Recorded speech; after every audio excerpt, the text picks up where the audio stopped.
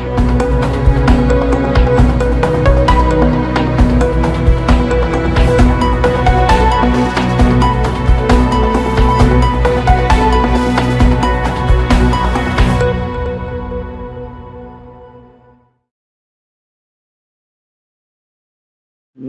मैं chief editor anti corruption India news से आज उत्तर प्रदेश से कानपुर शहर में मौजूद हूँ।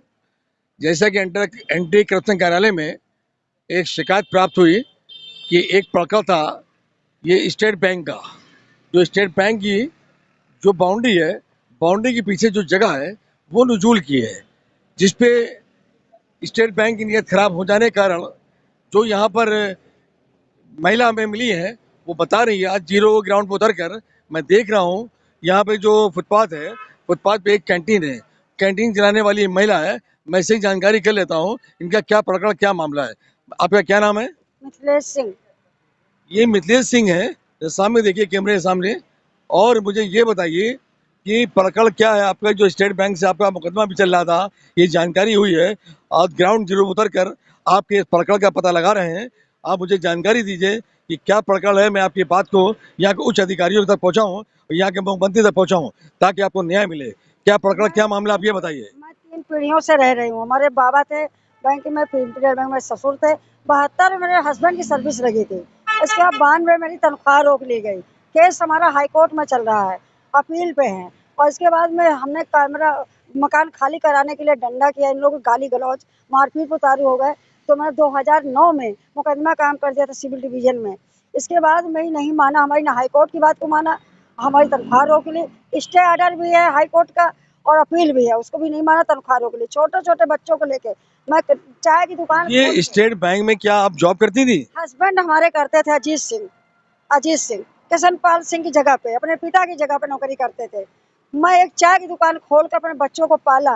लड़कियां जवान जवान मेरी बैठी हैं और बैंक ने हमारे हस्बैंड को मरा दिखा के 12 में और हमारा मकान हमारे ऊपर पीपीएट लगा दिया, मकान खाली करवा लिया और ताला तोड़ करके हमारी सारी सामान उठा ले गए अदर जगह पे। ये सामान जो उठा ले गए वो कौन लोग हैं जो सामान उठा ले गए आपका? स्टेट बैंक कर्मचारी हैं, 4-5 लोगों ने साइन करके दिया है सिविल डिवीजन में कि हमारे हस्बैंड मर गए। दस्तखत हलफनामा एफिडेविट लगाया है और हमारे ऊपर पीपीएट लगा के जबरदस्ती ताला तोड़ करके पुलिस बल को लेकर के हमारे मकान को खाली करा दिया, जो कि नजूल की है। इनकी 25,000 वर्ग की जमीन है, इनकी 19,000 है। बाकी हमको लूकर साहब छोड़ गए थे, 3 पीढ़ियों में बाबा पर पाजा को दे गए थे आजादी के समय पे, तब दे गए, तब से हम लोग रह रहे थे। जबरदस्ती और भी लोग रहते थे, सबको घर से बेघर कर दिया। और इसके बाद अब हम एक कूड़ा घर हटा करके हमने दुकान बनाई, कैंटीन बनाई कि हमारे बच्चे कैसे पालूं। 65 साल की मेरी उम्र है, हमारी लड़कियां हैं जवान जवान, शादी के लिए तनख्वाह रोके हुए हैं। मैं सरकार से ये कहना चाहती हूँ कि मैं बूढ़ी औरत कहाँ जाऊँ बच्चे को लेके, कैसे शादी करूँ, कैसे ब्याह करूँ। हमारे पति का भी एक्सीडेंट हो गया, हमारा बेटा भी मर गया, जो कि जहर दे दिया गया। एक बेटे को गैंग्रीन हो गया, उसके हाथ पैर कट गए। अब हम कहाँ जाएं, हमारी दुकान गिराने पे आ गए हैं। जिस तरह पीड़ित महिला अपना दुख दर्द बयां कर रही है, और मैं देख रहा हूँ यहाँ पर जिस तरह से यहाँ पर मैंने जानकारी भी की, लोगों ने बताया ये काफी समय से यहाँ पर रह रही हैं और यहाँ पर इनके पति भी यहाँ पे नौकरी करते थे रिजर्व बैंक में, उनके स्टेट बैंक में। स्टेट बैंक के बाद नौकरी बाद ये उनके पति इनके पति सस्पेंड हुए। उसके बाद फिर क्या हुआ? तनख्वाह रोक ली 92 में। हाई कोर्ट की बात को नहीं माना, हाई कोर्ट से स्टे ऑर्डर भी है और डिसमिस कर दिया। और 92 से आपको तनख्वाह नहीं मिली? नहीं, हमको तनख्वाह एक पैसा नहीं दिया, ना पहले का पैसा ना आज का पैसा, और डिसमिसल कर दिया। इसका मकान खाली करा लिया जबरदस्ती, आदमी हस्बैंड को मरा दिखा करके और हमारे ऊपर पीपेट लगा के जबरदस्ती पुलिस बल लो करके हमारे ताला तोड़ के सामान उठा ले गए। और जैसा कि इनका कहना है कि बलपूर्वक इन पर कार्रवाई करके और शासन प्रशासन को मिसगाइड करके इनके घर पे कब्जा किया गया और सारा सामान भी इनका गायब कर दिया गया। इन्होंने आला अधिकारियों को भी अवगत कराया। उसके बाद भी जब सच्चाई जानने बाद उन्होंने उनको न्याय देने का प्रयास किया। उसके बाद फिर क्या हुआ? फिर हमारे बेटे का जहर दे दिया गया, वो भी खत्म हो गया। एक लड़के को गैंग्रीन हो गया। जो आपके साथ ट्रेजेडियां होती जा रही हैं, ये आपके जो बताया, आपके जिस तरह बता रही है आपके बेटे को जहर दे दिया गया, ये कौन लोग हैं जो जहर दिया?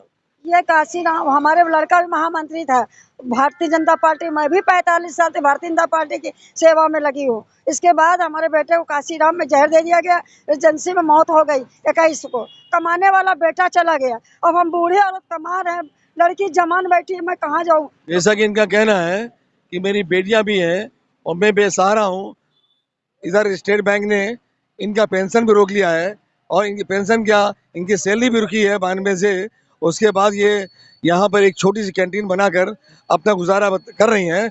और ये जो लोग हैं स्टेट बैंक के, उनकी नीयत खराब है इनकी कैंटीन के ऊपर। वो चाहते हैं जिस पर जो ज़मीन है वो नजूल की है, इस पर भी उनको अवैध कब्जा करना चाहते हैं, जिसके लिए ये शासन प्रशासन को अवगत करा रही हैं।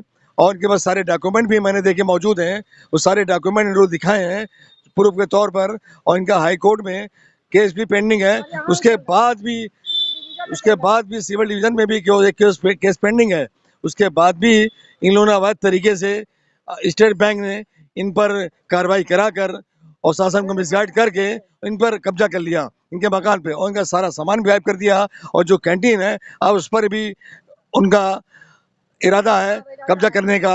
आइए दिखाइए आपकी कैंटीन कहाँ है। आइए कैमरामैन साहब चलते हैं, जरा दिखाइए। ये जिस तरह ये बता रही हैं कि इनकी ये कैंटीन है, ये कैंटीन दिखाइए कैमरामैन साहब।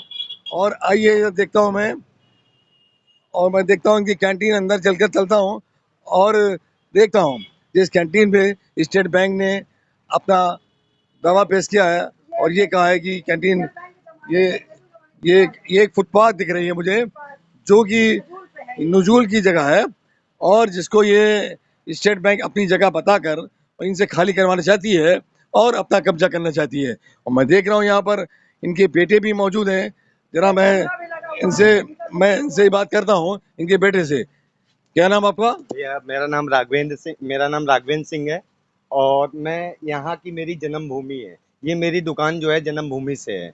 ये इस खिड़कियों में मैं रहता था। इस खिड़कियों में मम्मी जो है, जब ये दिक्कतें आई, बैंक ने वेतन रोका, तो हम लोग को इसी ताले में लगा करके और दिन भर चली जाती थी काम पर। और उसके बाद जब आती थी तो दिन भर 24 घंटे में एक टाइम खाना खाता था या 2-2 दिन हो जाता था खाना नहीं खाता था। भूखे प्यासे हम लोग इसी कमरों में बंद रहते थे।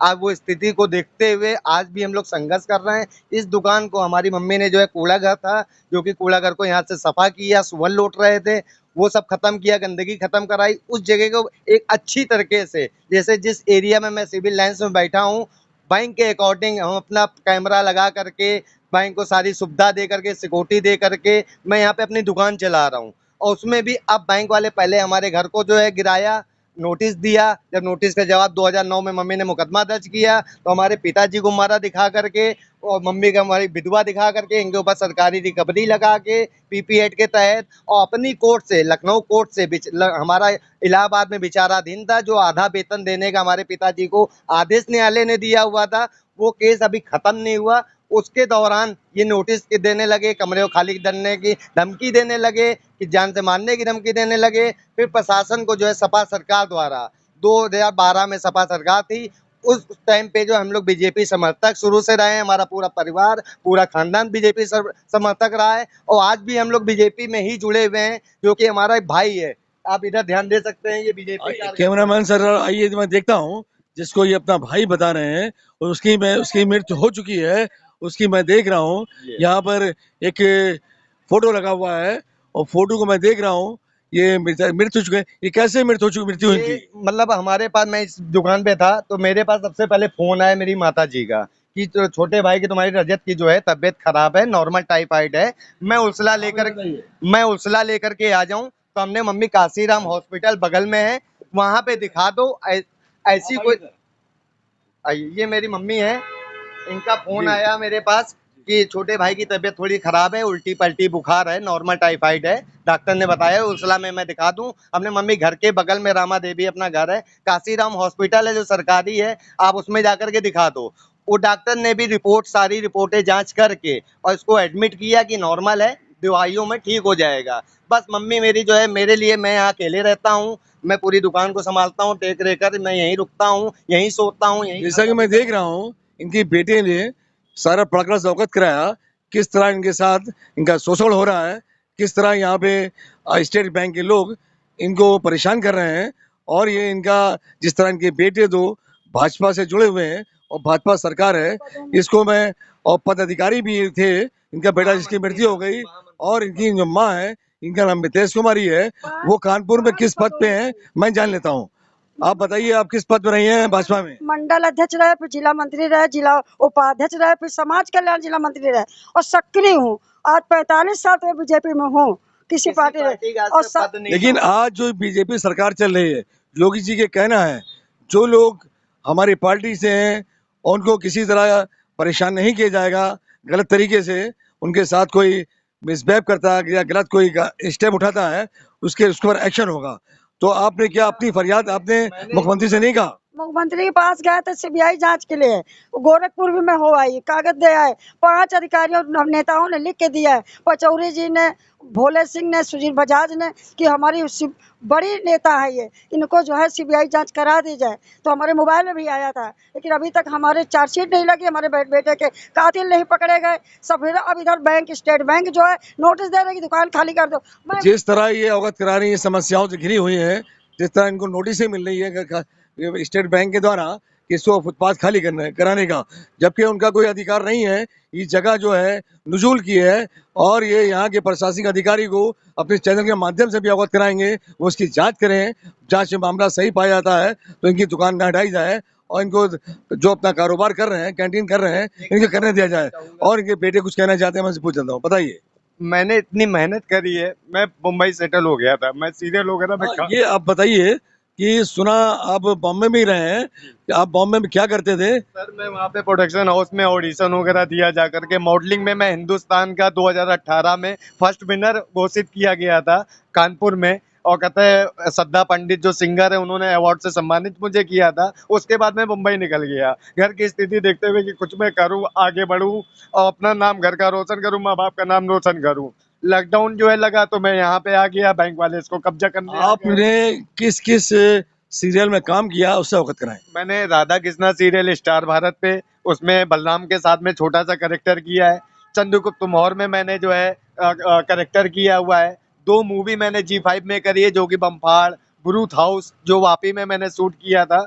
उसके बाद फिर जब लॉकडाउन लगा तो मैं यहाँ पे कानपुर आ गया। ये जगह हमारी पड़ी थी, घर में कोई रोजी रोटी नहीं थी किसी तरीके की, ये बंद पड़ी थी, बैंक वाले कब्जा करने आ रहे थे। तो मैं मुंबई छोड़ करके यहाँ फंस गया कि मैं इस जगह को नहीं जाने दूंगा, चाहे मेरी जान भी चली जाए। मैंने बहुत मेहनत करी है इस दुकान पर और माँ बाप के लिए मैं यहाँ पे पड़ा हुआ हूँ। और आप बैंक वाले आज परेशान पे परेशान कर रहे हैं। बाहर आ रहा, कोई नगर निगम से आता है तो कोई अधिकारी बन के आता है, कभी कोई आता है, मतलब आए दिन कोई ना कोई उंगली करता रहता है। जो कि 37 साल हो गए दुकान को, मेरी जन्मभूमि की दुकान की है। इसी दुकान से मुकदमा, कचहरी, सब कुछ इसी दुकान से देखा जाता है, घर परिवार। चलिए, मैंने आपकी बात सुना, अपने चैनल के माध्यम से यहाँ के आला अधिकारियों को तक बात पहुंचाऊंगा ताकि आपको न्याय मिले।